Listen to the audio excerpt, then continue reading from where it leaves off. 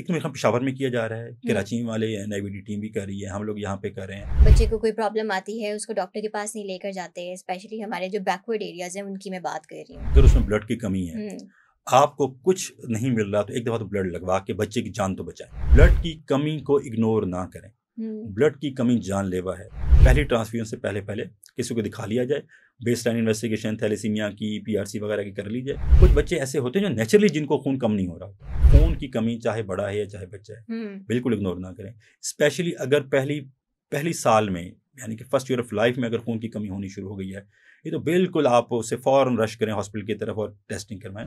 HB उसकी आधी पे आ गई है तो ज़रूर 6 पे आ गई है तो आप ब्लड लगवा लें, फिर वेट ना करें। आप किसी से नहीं मिल सकते तो खून लगवा लें। ट्रांसप्लांट ये है कि हमारी बोन मैरो काम नहीं कर रही, बोन मैरो जो ब्लड बना रही है वो सही नहीं बन रहा। अच्छा, पाकिस्तान में कौन कौन से ऐसे सेंटर्स हैं जहाँ पे मेडिसिन के थ्रू थैलेसीमिया को ट्रीट किया जा रहा है? देखिए, एक तो मेरे ख्याल पेशावर में किया जा रहा है, कराची वाले NIVD टीम भी कर रही है, हम लोग यहाँ पे कर रहे हैं, और बाकी मुल्तान में सेंटर्स कर रहे हैं। लेकिन वो हम आपस में मशवरा कर लेते हैं, हम कंसल्टेंट तो आपस में मशवरा कर लेते हैं कि जिसके किसी के ज़्यादा एक्सपीरियंस हम आपस में कह लेते हैं कि भाई आप ये करो ये ना करो। तो लेकिन मेरे ख्याल में हर बड़े शहर में तो कोशिश की जा रही है कि ट्रीटमेंट ऑप्शन अवेलेबल हो जाए। ऑल राइट, चलिए ये तो हमने सारी ट्रीटमेंट के हवाले से बात कर ली है। एक और चीज़ मैं आपसे जानना चाहूँगी कि बहुत सारे ऐसे लोग होते हैं जिनको अवेयरनेस नहीं होती है। बच्चे को कोई प्रॉब्लम आती है उसको डॉक्टर के पास नहीं लेकर जाते, स्पेशली हमारे जो बैकवर्ड एरियाज़ हैं उनकी मैं बात कर रही हूँ। तो उनमें अगर कोई थैलेसीमिया का पेशेंट होता है तो उनको किन किन चैलेंजेस का सामना करना पड़ता है? देखो, सबसे पहले मैंने बताया ना कि अगर उसमें ब्लड की कमी है, आपको कुछ नहीं मिल रहा तो एक दफ़ा तो ब्लड लगवा के बच्चे की जान तो बचाएं। आप करीब कहीं से अवेयरनेस की कमी होती है लोगों क्योंकि में। नहीं, देखो खून कमी हो रही है वो तो सबको नजर आना शुरू हो जाता है, नजर आ रहा है ब्लड कम हो रहा है, तो आप ब्लड की कमी को इग्नोर ना करें। ब्लड की कमी जानलेवा है। जो अंदाजा करें कि हमारा हार्ट पंप कर रहा है, अगर वो पंप कर रहा है उसको 100 दफ़ा बीट करना पड़ता है, खून आधा हो जाएगा 200 टाइम बीट करके अपना काम करना पड़ेगा। तो हार्ट पे असर आ रहा होता है, लिवर पे असर आ रहा होता है, तो खून की कमी को, तो किसी भी वजह से खून की कमी हो रही हो उसे बिल्कुल इग्नोर ना करें। कोशिश करें कि पहला खून लगने से पहले हम डॉक्टर को मिल लें। उसकी वजह ये होती है कि अगर खून लग गया है तो बहुत सारे टेस्ट फिर हमारे लिए करना मुश्किल हो जाता है, क्योंकि जो बाहर से ब्लड लगा हुआ है अब मेरी बॉडी में अपना भी है और बाहर वाला ब्लड भी है, तो वहाँ से कुछ टेस्ट करना हमारे लिए मुश्किल हो जाते हैं। इसलिए कोशिश तो ये करनी चाहिए कि पहली ट्रांसफ्यूजन से पहले पहले किसी को दिखा लिया जाए, बेसलाइन इन्वेस्टिगेशन थैलेसीमिया की, PRC वगैरह की कर ली जाए, उसके बाद ब्लड लगवा दिया जाए। लेकिन अगर कोई नहीं आ सकता, बिल्कुल भी नहीं आ सकता, मुमकिन ही नहीं है, तो कम से कम फिर ब्लड तो लगाएं ना, ताकि बच्चे की जान तो बचाएं। फिर टेस्टिंग ज़रा मुश्किल हो जाती है लेकिन फिर भी की जा सकती है। अच्छा, अगर कोई इसको बिल्कुल ट्रीट नहीं करता, ब्लड ट्रांसफ्यूजन की तरफ भी नहीं जाता, तो एक लाइफ, अगर कुछ बात करूं मैं, लाइफ स्पैन कितना होता है? देखिए, अगर वो खून भी नहीं लगाएगा ना, कुछ भी नहीं करेगा, कुछ भी नहीं करेगा। देखिए, मैंने कहा ना, बच्चे में खून की कमी हो रही है, ग्रेजुअली कम होता चला जा रहा है, और वो नहीं करा फिर तो शायद 1 ईयर भी बच्चा नहीं जिंदा रहेगा। अगर कुछ नहीं हो, खून की कमी भी मुसलसल हो रही है और ट्रीटमेंट में नहीं हो रही। कुछ बच्चे ऐसे होते हैं जो नेचुरली जिनको खून कम नहीं हो रहा होता, मसलन कुछ बच्चे ऐसे होते हैं थैलेसीमिया के जिनको खून लगना ही 1 साल की उम्र के बाद होता है, 2 साल, वो ठीक है। मैं बात कर रहा हूँ कि खून भी 5-6 पे या 3-4 पे आ गया और आप उसे ट्रीट भी नहीं कर रहे, ब्लड लगा भी नहीं रहे, तो फिर तो वो टाइम बम पे किसी वक्त भी वो उस बच्चे को जान से हाथ धोना पड़ सकता है। अच्छा, आपने इतने सारे पेशेंट्स को ट्रीट किया है, क्या आपने कभी ऐसा सुना है कि कोई अगर थैलेसीमिया का पेशेंट है उसने बिल्कुल ट्रीट नहीं किया, आपके सामने ऐसे केसेस आए हैं? बिल्कुल है। कई दफ़ा हमारे पास फैमिलीज जो आती हैं दूसरे बच्चों को लेके आती हैं, तो हम उसे पहला बच्चा तो बताते हैं कि हमें पता ही नहीं चला, खून कम हो रहा था, हमने देखा नहीं, उसकी डेथ हो गई, तो इस दफ़ा फिर हम लेकर आए दूसरे। तो अक्सर दूसरा बच्चा हमारे पास आता है तो पहला नुकसान उठा चुका होता है किसी न किसी शक्ल में। तो बिल्कुल ही बहुत फैमिलीज ऐसी हैं कि जो दूसरा ही बच्चा हमारे पास लेकर आती हैं और पहला वो अनफॉर्चुनेट को नुकसान हो चुका होता है। तो इसलिए ये तो बहुत ज़रूरी है कि देखें, खून की कमी चाहे बड़ा है या चाहे बच्चा है, बिल्कुल इग्नोर ना करें। स्पेशली अगर पहली साल में यानी कि फर्स्ट ईयर ऑफ लाइफ में अगर खून की कमी होनी शुरू हो गई है, ये तो बिल्कुल आप उसे फ़ौरन रश करें हॉस्पिटल की तरफ और टेस्टिंग करवाएं। इसलिए कि सिर्फ ये नहीं कि थैलेसीमिया, पहले 3 साल में जो खून की कमी, आयरन की कमी की, वो हमारी ब्रेन ग्रोथ को मुतासर कर रही होती है। तो इसलिए छोटे बच्चों में अगर खून की कमी हो रही है उसे बिल्कुल इग्नोर ना करें, बेसलाइन इन्वेस्टिगेशन ज़रूर कराएं। अल्लाह करेगा ना निकले थैलेसीमिया या कोई ना निकले, लेकिन उसे इग्नोर ना करें। कुछ नहीं करना, HB उसकी आधी पे आ गई है तो ज़रूर 6 पे आ गई है तो आप ब्लड लगवा लें, फिर वेट ना करें। आप किसी से नहीं मिल सकते तो खून लगवा लें, लेकिन बेहतर यही होता है कि आप ब्लड लगने से पहले टेस्टिंग करा लें, ताकि जो हम टेस्ट कराते हैं उसमें किसी किस्म की मिक्सिंग ना आए और टेस्ट के रिजल्ट्स बिल्कुल सही आ सकें। राइट, चलिए थैलेसीमिया के बारे में काफ़ी डिटेल डिस्कशन हम लोगों ने कर लिया है। अभी एक चीज़ अगली रहती है जो मैं बात करना चाह रहा था, दिस इज ट्रांसप्लांट। देखो, मैंने आपको बताया कि ब्लड लगना भी एक तरीके से आर्जी है, वो तो है यार। मेडिसिन के साथ ये है कि वो चलते ना, सारी ज़िंदगी चलते ना, ब्लैक मेडिसिन खानी पड़ेगी। अगर वो ये चाहते हैं, कोई मरीज़ ये चाहता है कि मेरी ज़िंदगी से दवाइयों से जान छूट जाए और खून से भी जान छूट जाए, देन ट्रांसप्लांट या जीन थेरेपीज है।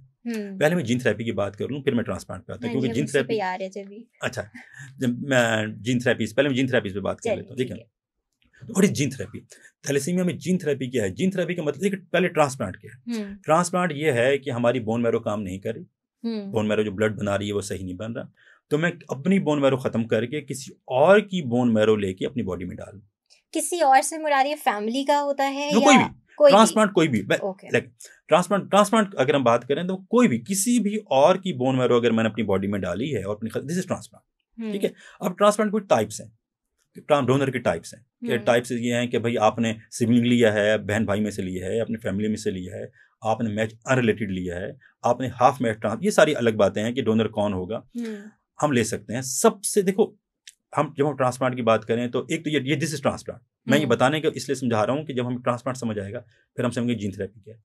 ट्रांसप्लांट में किसी और से लेकर अपने डालना है, जीन थेरेपी में अपने ही बोन मैरो को चेंज कर देना है, उसे नॉर्मलाइज कर देना है और वापस अपने अंदर डाल देना। ऑलराइट, ठीक है। Again this is transplant, but this just like auto transplant, कि अपना ही बोन मैरो ठीक हमने किया और उसे वापस अपने अंदर डाल दिया। तो ये जीन थेरेपी है, उसमें हमें किसी और डोनर की जरूरत नहीं पड़ेगी, किसी को देने वाले को जरूरत नहीं पड़ेगी। तो ट्रांसप्लांट पाकिस्तान में हो रहा है, हर तरह का ट्रांसप्लांट किया जा रहा है। ट्रांसप्लांट की जब हम बात करते हैं तो जब सब कुछ इतनी मेहनत कर रहे होते हैं, इस नीयत से कर रहे होते हैं कि अच्छे रिजल्ट्स हों। सबसे अच्छे रिजल्ट्स उसी वक्त हैं कि जब ट्रांसप्लांट अमूमन 2-2.5 साल की उम्र में करा लिया जाए। बच्चे में 2-2.5 साल की उम्र में करा लीजिए। 2 साल से पहले भी थैलेसीमिया में ट्रांसप्लांट हो सकता है, मगर पहले कुछ कॉम्प्लिकेशन आने का, VOD वगैरह खतरा होता है। इसलिए हम लोग अमूमन ये कहते हैं कि आप अमूमन 2 साल की उम्र में से लेकर 3-4 साल की उम्र तक ट्रांसप्लांट करा लो। बल्कि मैं तो बच्चों को, पेरेंट्स को समझाता हूँ कि हमारा तो टारगेट ये होता है कि बच्चा जब होश संभाले 5 साल 6 साल की ज़िंदगी में, जब उसकी चीज़ें याद, क्योंकि देखिए ना, अगर हम आपको बैकग्राउंड में जाते हैं तो आपको याद होगा 5 साल से पुरानी बातें आपको याद नहीं है। हमें मैक्सिमम चीज़ें 4-5 साल में तस्वीरें देख के शायद कुछ आ जाए, अदरवाइज नहीं होता। तो हम कहते हैं कि बच्चा जब शऊर संभाले तो उसको याद भी ना हो कि मुझे बीमारी थी, क्योंकि ये भी एक ट्रॉमा है। बच्चे को जब, अगर हम बड़े बच्चों में ट्रांसप्लांट करते हैं तो 20 साल बाद भी वो कहते हैं कि वो बड़ा मुश्किल टाइम हमने गुजारा है, और उसकी वजह से वो जो उनको मेंटल स्ट्रेस होता है वो उनको रहता है। इसलिए हम ये चाहते हैं कि ये बीमारियां ऐसी, जब हमें पता है कि इसका हल ये है, तो अगर ट्रांसप्लांट कराने की आपने नियत कर ली है तो फिर आप ऐसी उम्र में करा लो कि बच्चे को शऊर संभालने भी याद भी ना रहे कि बीमारी क्या थी इसकी, और वो अपनी स्कूलिंग में, चीज़ों में, हर चीज़ में नॉर्मल जिंदगी गुजारता चला जाए। तो जब हम ट्रांसप्लांट कर रहे हैं तो इसलिए कर रहे हैं कि कामयाब हो। तो हम देखते हैं कि कामयाबी किस में ज़्यादा है। कामयाबी उसमें ज़्यादा है कि जब छोटी उम्र में करा लिए, कॉम्प्लिकेशन कम है, बच्चों में ना जिगर बड़ा है, ना तिली बड़ी है, ना आयरन ज़्यादा है। नंबर 1, ये पेशेंट के लिहाज से कह रहा हूँ। साथ ही कि डोनर कौन है, सबसे ज़्यादा कामयाबी 80 to 90% कामयाबी है कि अगर देने वाला बहन भाई होगा। अगर सिबलिंग होगा, मैच होगा, तो सबसे ज्यादा कामयाबी के चांस है। अगर सिबलिंग नहीं है, बहन भाई नहीं है, या बच्चा ही एक है, या सिबलिंग मैच नहीं कर रहा, तो फिर हम, अगर फैमिली मैरिज है, लोग हमसे पूछते हैं, ये जरूर आपसे भी पूछेंगे, हमसे भी, कि जी क्या माँ बाप दे सकते हैं? माँ बाप अमूमन उसी वक्त चांसेस होते हैं मैच करने के अगर वो कजन्स हैं या रिश्तेदार। तो हम लोग वैसे तो रोकते हैं कि कजन मैरिज नहीं करनी चाहिए, मगर यहाँ पे हमें कजन मैरिज थोड़ा फायदा दे जाती है कि इसमें हमें मैच, डोनर मिलने का चांस बढ़ जाता है। माँ भी बाजुकात, बाप भी, या चचा या मामू या खाला या फूफियाँ, कोई ना कोई डोनर मैच मिल जाती है अगर सारे रिश्तेदार हो आपस में। तो सक्सेस रेट इसका ज्यादा है। सबसे ज्यादा सिबलिंग, अगर सिबलिंग से बाहर निकले तो फिर माँ बाप जो मैच कर जाए, माँ बाप, या फिर जरा दूर चले जाए तो। अच्छा, उसमें भी एक और चीज इंपॉर्टेंट है कि मेल डोनर ज्यादा कामयाब है। अच्छा, उसकी क्या रीजन है? वैसे मुझे बताता हूँ। मेल डोनर, वैसे बच्चों में नहीं, बच्चों में तो अगर बहन भाई हैं तो ओके फाइन, लेकिन अगर बड़े हैं तो फीमेल शादीशुदा वो अच्छी डोनर नहीं समझी जाती। उसकी वजह यह है कि जो सब शादीशुदा फीमेल्स हैं उनके अंदर मल्टीपल DNA मौजूद है, उन्होंने बच्चे पैदा किए हुए हैं, सबका DNA उनके अंदर मौजूद है। मल्टीपैरा जो ख़वातीन होती हैं, ये शादीशुदा, उनके अंदर बहुत सारे DNA उनकी बॉडी के अंदर मौजूद हैं, बहुत सारे एंटीबॉडीज उनकी बॉडी मौजूद हैं, तो हमें ट्रांसप्लांट में फिर तंग करेंगे। तो इसलिए मेल तो मेल, उसमें कुछ नहीं, उसके अंदर कुछ नहीं होता, ना उसने बच्चा पैदा करना है, ना कुछ करना है, तो उसे कोई इश्यूज नहीं होते। तो इसलिए मल्टीपैरा ख़वातीन जिनके कई बच्चे हों, शादीशुदा ख़वातीन, अच्छी डोनर हम लोग नहीं समझते। हम उन्हें फिर ज़रा पीछे कर देते हैं। हम कहते हैं mail is a good donor, चाहे वो बाप हो, चाहे वो चचा हो, मामू। सबसे पहला बहन भाई, बहन भाई के बाद फिर बाप, चचा, मामू। वो भी नहीं हो रहा तो फिर हम माँ पे या खाला या फूफियों की तरफ